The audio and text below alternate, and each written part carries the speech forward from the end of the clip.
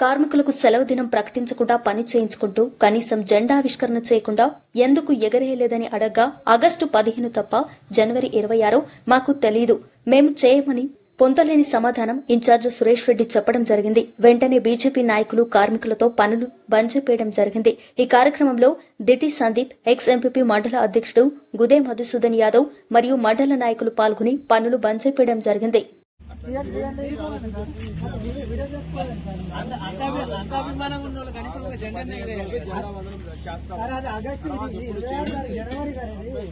August రాజ్యాంగంలో మనం ఉన్నాం, కార్మికులందరూ పనిచేస్తున్నారు.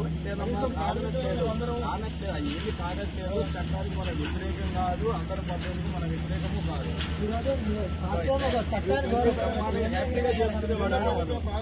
పనిచేస్తున్నారు. కనీసం అంబేద్కర్ ఫోటో పెట్టి కూడా మీరు కాదు, ఒక ఇదేని కాదు కానీ అందరినీ గౌరవించే వాళ్ళమే, అందరినీ మీలాగా మేము కూడా పౌరులమే కదా. పౌరులైతే మరి చేసి ఇది మాత్రం మేము ఆగస్టు 10 చేస్తాం.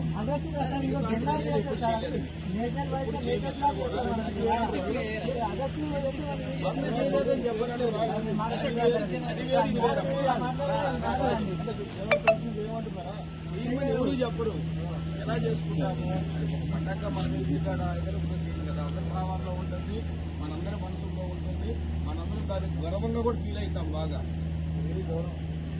ఏ తమ్ముడా ఇది అనేది మేము ఆగస్టు 15 రోజు బ్రహ్మాండంగా చేస్తాం, ఫస్ట్ క్లాస్ గా చేస్తాం.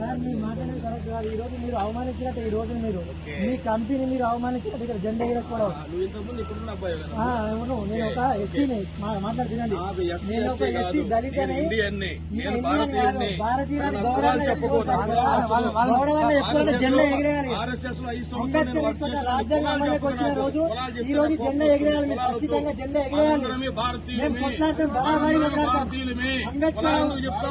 అవమానించిన రోజు మీరు, ఈ రోజు అంబేద్కర్ అవమానిస్తున్నారు మీరు. జెండా ఎగిరేయాలి, ఈ రోజు జనవరి 26 జెండా ఎగిరేయాలి. నా ఏజ్ 26 సంవత్సరాలు. జెండా ఎగిరే కారణం కనిపించింది ఇక్కడ కనిపించింది. మీ పరిశ్రమ కాదు, కాకపోయినా మీరు జెండా ఎగిరేయాలి. అనుభవం ఉన్న జెండా పొద్దున ఎగిరేయాలి.